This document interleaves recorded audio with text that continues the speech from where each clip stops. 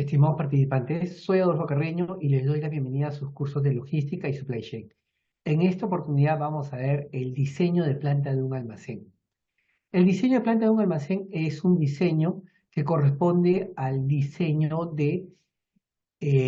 orientado a los procesos, al diseño orientado a los procesos. Porque básicamente en el almacén lo que van a tener ustedes son procesos, ¿no? Los procesos principales de un almacén son los procesos de recepción, los procesos de almacenamiento, los procesos de preparación de pedidos y los procesos de despacho y entrega de producto a las unidades de transporte.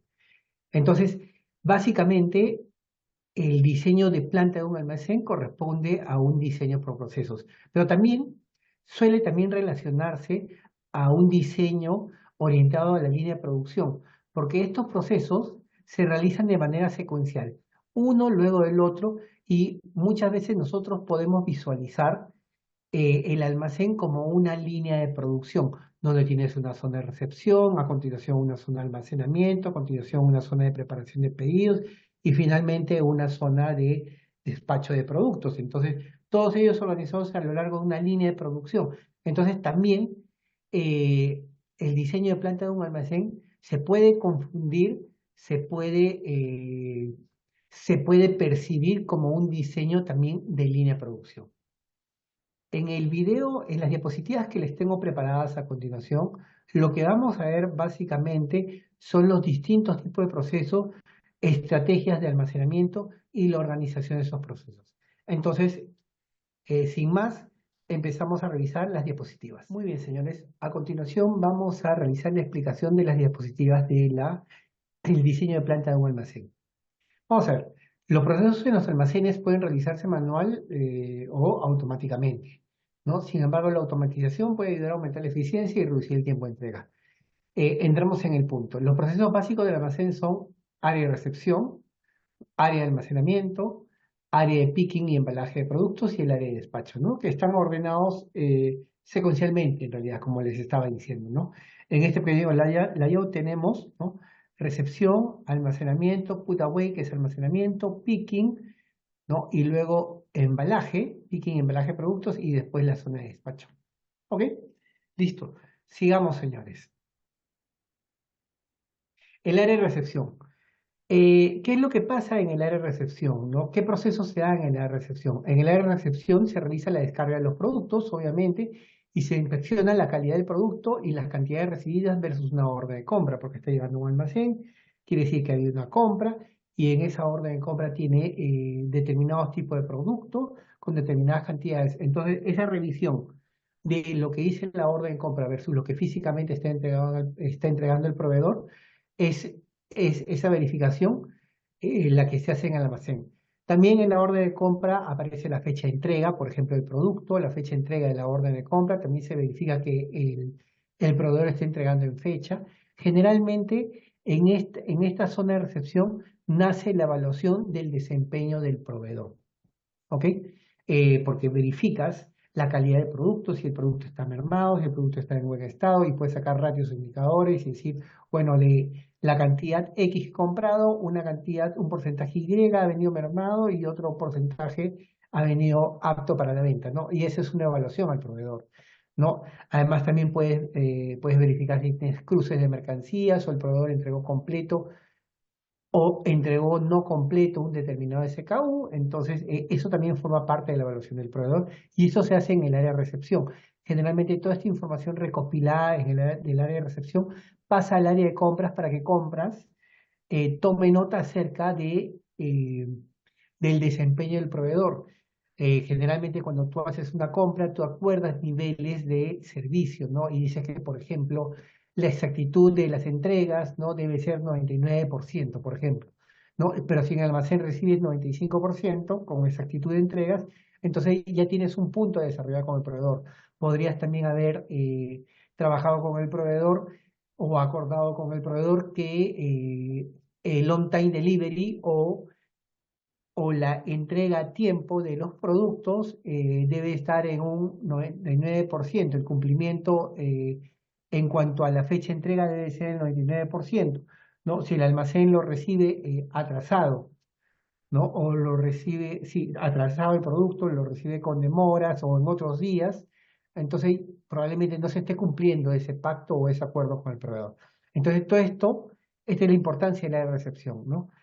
Después de la recepción de la mercancía y el control de las mismas, en los controles que hemos estado conversando, ¿no? Los productos van a llegar, se van a enviar a la zona de almacenamiento, ¿no? Al lugar donde va a quedar almacenado, ¿no? Ahí termina la recepción del producto.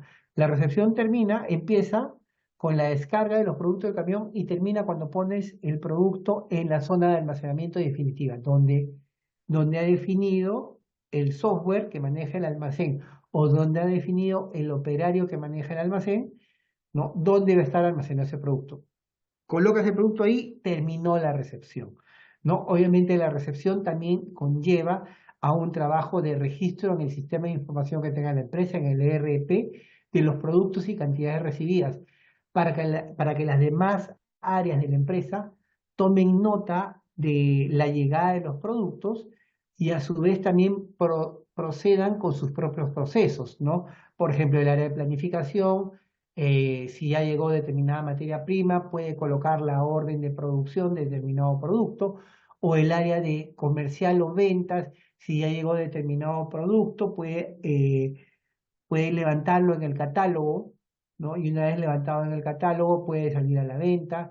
El área de e-commerce también lo mismo, va a subir los productos que reciben el almacén del e-commerce. Generalmente el área de e-commerce requiere más información que un área de despacho convencional o un área de ventas convencional.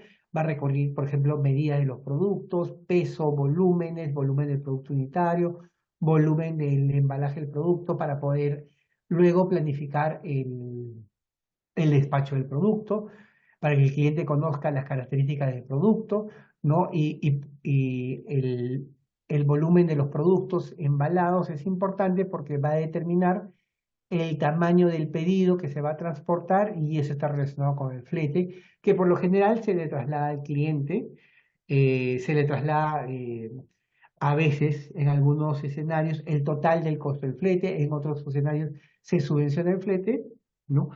Eh, y tienes ese tipo de situaciones, ¿no? Pero todo eso nace en la recepción, ¿no? En la recepción de productos, por ejemplo, de un almacén e-commerce, implica también la medición de los productos, ¿no? Ya sea a nivel de unidad, para que el cliente conozca si, por ejemplo, está llegando a una mesa, esa mesa puede entrar dentro de su sala, y además también a nivel de embalaje, ¿no? Cuánto ocupa el embalaje para calcular los costos del transporte, ¿no?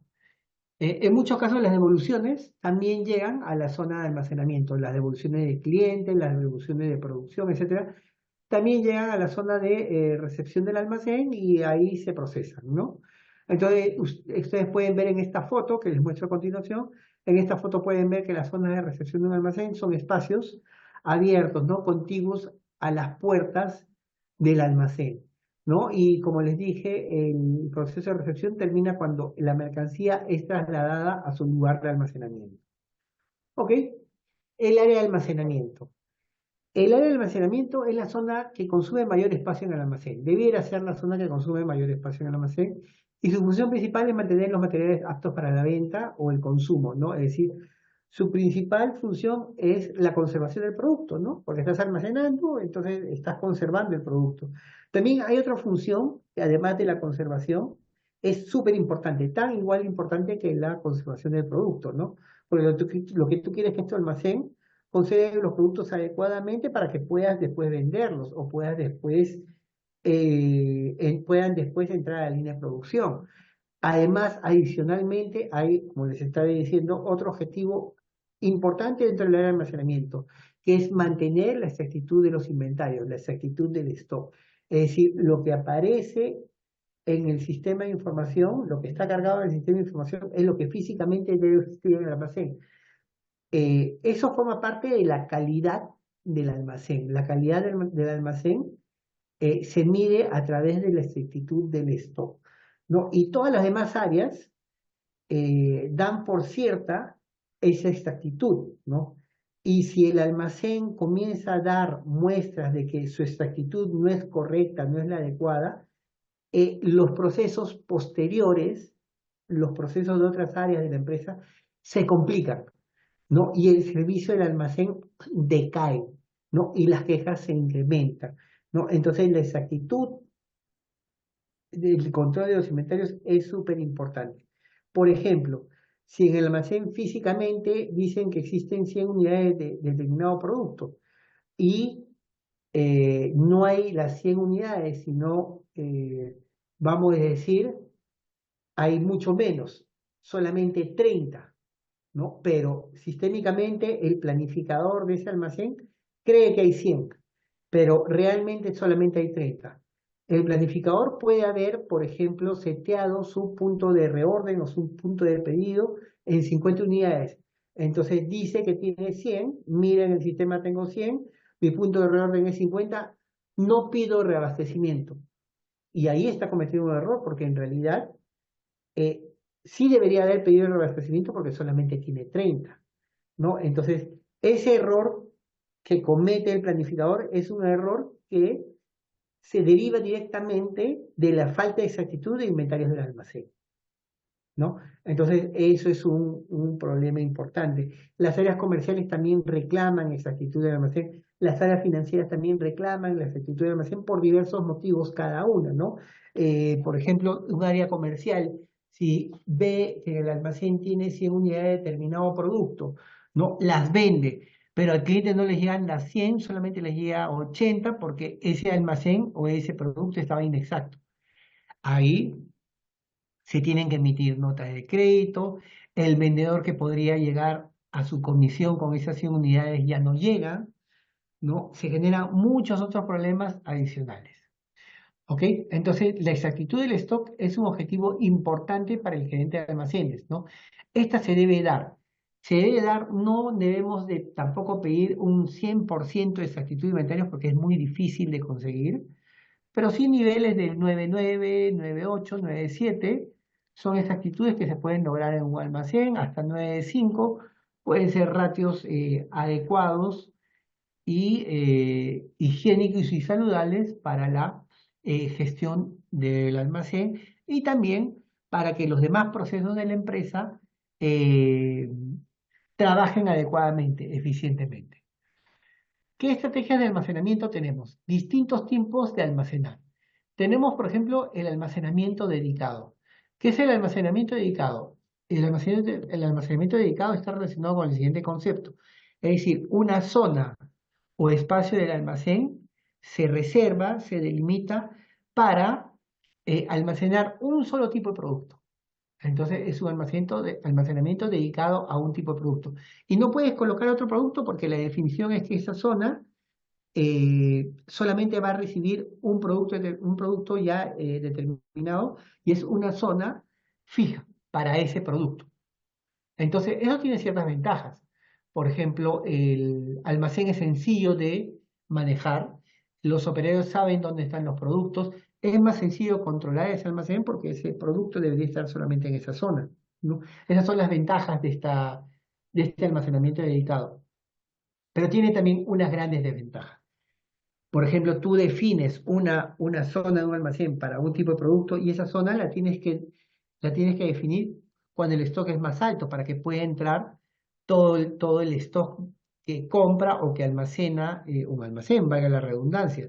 Pero ese stock va a bajar con el movimiento de la mercancía. Entonces, esa zona en determinados momentos va a tener una alta ocupación, pero en momentos posteriores, mucho más largos, durante mucho más tiempo va a tener una baja ocupación, porque los productos van almacenándose y ese espacio no lo puedes usar para otro producto porque romperías el concepto de posición fija para ese producto o almacén dedicado para ese producto.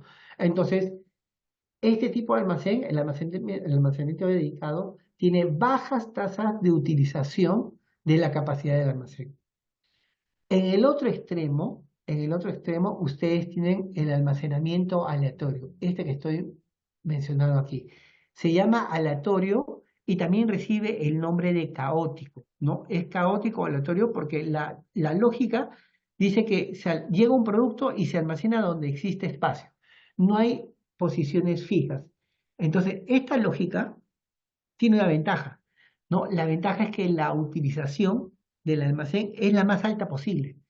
porque siempre vas a tender a ocupar los espacios, todos los espacios de un almacén, ¿no? Y además también, a igual de requerimiento, a igual de unidades almacenadas, a igualdad de unidades almacenadas, una lógica de almacén aleatorio requiere un almacén mucho más pequeño que una lógica de almacenamiento dedicado. Eso se puede entender claramente, ¿no? Entonces, esas son sus ventajas. Las desventajas de un almacén aleatorio es que requieres una inversión en sistemas de información para que, eh, para que te controle las ubicaciones de de las ubicaciones de almacenamiento y los productos que están almacenados en esas ubicaciones, para que en las etapas posteriores, digamos cuando hacen el picking o el packing de productos, se conozca dónde está el producto. ¿Ok?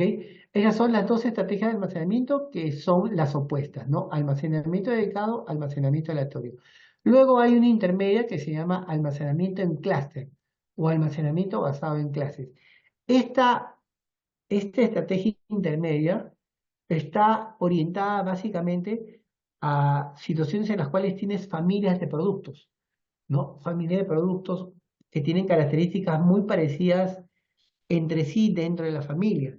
Entonces, tiene mucho sentido agrupar los productos por familias, ¿no? Y definir zonas de almacenamiento ya no para un producto, a diferencia del almacenamiento dedicado, sino para una familia de productos. Y dentro de esa zona, que va a ser llamarle clúster, ya no de posición fija, sino se va a llamar clúster, que alberga no un solo producto con almacén dedicado, sino muchos productos, varios productos que integran una misma familia, en esa zona puedes aplicar una estrategia de almacenamiento caótico o aleatorio, ¿no? Entonces vas a lograr mejorar las tasas de utilización del almacén. No vas a llegar a las tasas de utilización que tiene un almacenamiento aleatorio completamente, pero sí vas a tener una tasa mucho mayor, largamente mucho mayor, que un almacenamiento dedicado. Por ejemplo, los retails de las grandes superficies, por ejemplo, un Ripley, un Saga, generalmente tienen almacenamiento en clúster, ¿no?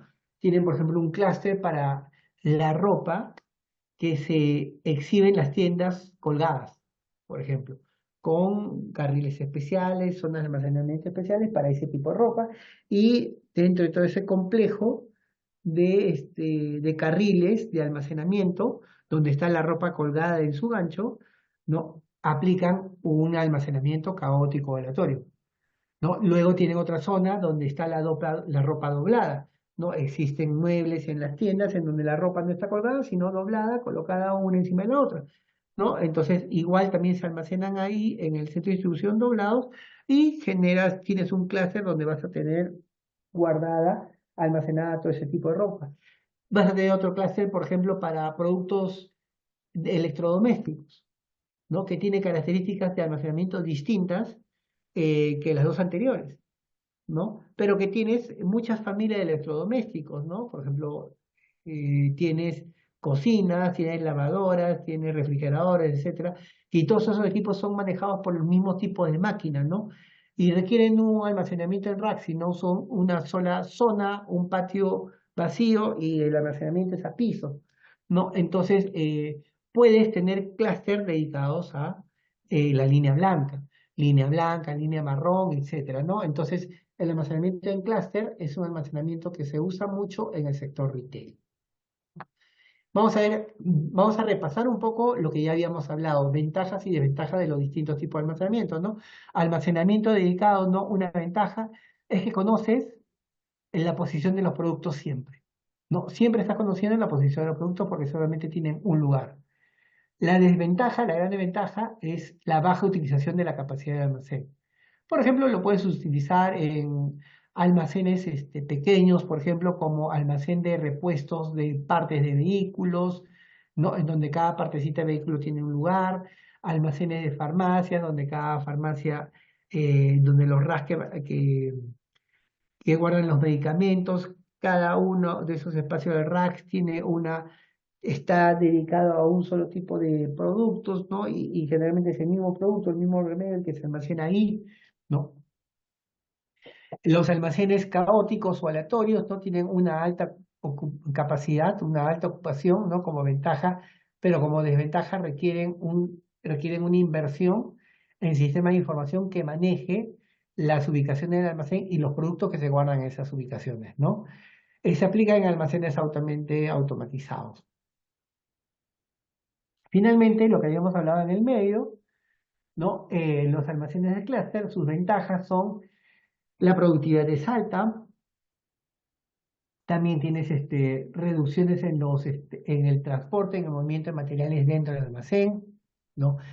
Entre las ventajas le ponemos acá decrease in capacity utilization, ¿no? Decrease en el sentido comparado con el almacenamiento aleatorio o caótico, ¿no? Estos logran una alta densidad de almacenamiento, esto es una intermedia capacidad o ocupación del almacén, ¿no? Y esta es una muy baja, ¿no? Muy baja utilización del almacén.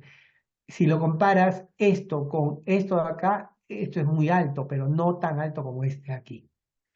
Aplicaciones, los almacenes de retail. Preparación de pedidos y despachos, ¿no? Ustedes van a tener metodologías para el despacho de productos, ¿no? Por ejemplo, la metodología FIFO es la metodología más usada, ¿no? Primero en entrar, primero en salir, ¿no? Ese es un almacén básicamente estándar, ¿no? Los primeros productos que han entrado son los primeros productos que deberían salir, ¿no? Es algo bastante lógico y se usa ampliamente, ¿no? Se usa ampliamente. Pero también existe lo opuesto, ¿no? El sistema LIFO. El último en entrar, primero en salir. ¿Qué ejemplos podemos encontrar en la vida real de una metodología LIFO? Por ejemplo, ustedes van a encontrar en los comercios tipo Plaza Vea, tipo Vivanda, tipo Bon, ¿no? Tipo Metro, Totus, etcétera, que por ejemplo en la zona de verduras, la zona de frutas, esos se almacenan y se despachan bajo la metodología del LIFO. O sea, ¿qué significa esto? Llega el proveedor con la fruta más fresca y esa fruta más fresca se pone primero, esa caja se pone arriba en el almacén, arriba en la zona en el piso de venta y en las partes de abajo se va dejando las cajas más antiguas. De tal manera que cuando el cliente pasa por ese pasillo, por esa isla, siempre va a encontrar el producto más fresco y va a incentivarse la venta. Y el producto de pasado, el producto de llegadas anteriores, se va quedando atrás, ¿no?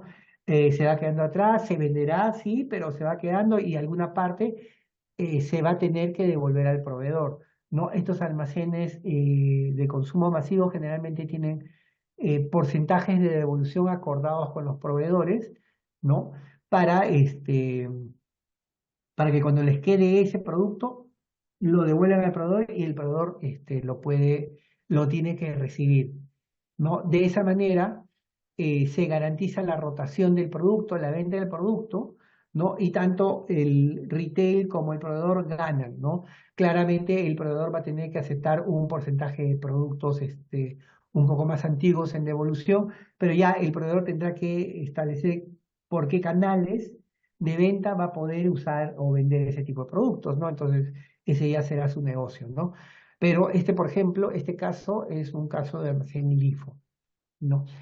Estrategia de preparación de pedidos en un almacén, ¿no? Estrategia de preparación de pedidos. Tiene dos estrategias básicas de preparación de pedidos, ¿no?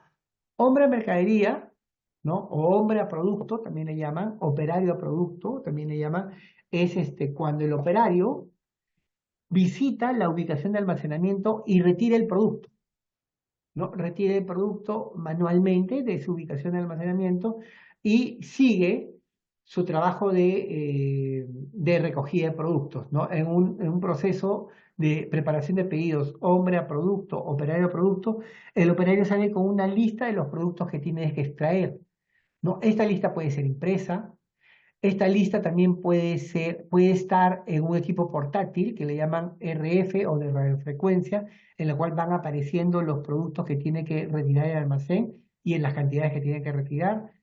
Y el operario obviamente lee esos productos con una pistola de código de barra y que informa a la pistola RF que ha escaneado el producto correcto y también confirma las cantidades que está extrayendo, ¿no? Puede ser también el picking puede ser por luz, el almacén puede estar provisto de lucecitas. Esto lo vamos a ver a detalle más adelante en la clase de almacenes, ¿no? Pero puede estar provisto de lucecitas, entonces se prende la primera luz y el operario tiene que ir a su ubicación y retirar los productos que aparece en un display donde está esa luz. Luego, una vez que ha retirado el producto, la luz se apaga y se prende otra luz y así sucesivamente el operario va yendo a la siguiente luz, retira el producto y se apaga esa luz y vuelve a prenderse otra luz, ¿no? Y entonces el operario es guiado por luz, ¿no? También es guiado por voz. ¿No? Es un proceso similar, ¿ya? Ubícate o anda a la ubicación tal, retira tantos productos, todo guiado por vos, ¿no? Entonces, esto aquí es la estrategia hombre-producto, ¿no? La otra estrategia es producto a hombre. ¿Cómo es la estrategia producto a hombre, mercancía a hombre? ¿No? El operario se queda en su estación de trabajo, no se mueve, está en una estación de trabajo y es el producto, ¿no? A través de maquinarias y equipos que es tomado de la zona de almacenamiento y es llevado a la estación de trabajo del operario. Ahora, aquí van a trabajar equipos como, por ejemplo, transelevadores y sorters. Lo vamos a ver más a detalle en la clase pertinente, pero el concepto está que, el concepto que se tienen que llevar aquí es de que el producto se mueve hasta la ubicación del operario. Y, por ejemplo, vamos a decir, un producto X, ¿no? Vamos a decir, un repuesto, ¿no? Tiene un pedido, el almacén tiene un pedido de 3 unidades de repuesto y la caja, por ejemplo, viene de 10, ¿no? Entonces, ¿qué es lo que va a pasar? El, el transelevador o el equipo que va a recoger el material, que lo va a hacer sin ayuda del operario, ¿no? Es decir, un equipo completamente automatizado va a ir a la ubicación de almacenamiento, va a retirar la caja de 10, lo va a llevar a la estación de trabajo del operario, el operario va a sacar las 3 unidades y luego esa misma cajita la va a devolver a su ubicación. Ese movimiento de la caja del operario de la zona de almacenamiento del operario es un movimiento completamente automatizado. No entra, no participa el operario, ¿no? El operario solamente está en su estación de trabajo esperando a recibir el producto, hacer su operación, que es retirar, extraer, surtir, y luego el mismo equipo automatizado devolverá la caja a su propio lugar. ¿No? Entonces, esto lo vamos a ver en videos mucho más, de manera mucho más detallada, pero en clases posteriores. Aquí solamente tienen que llevarse el concepto. Listo, señores, esto es la planificación del diseño de planta de un almacén. Muchas gracias.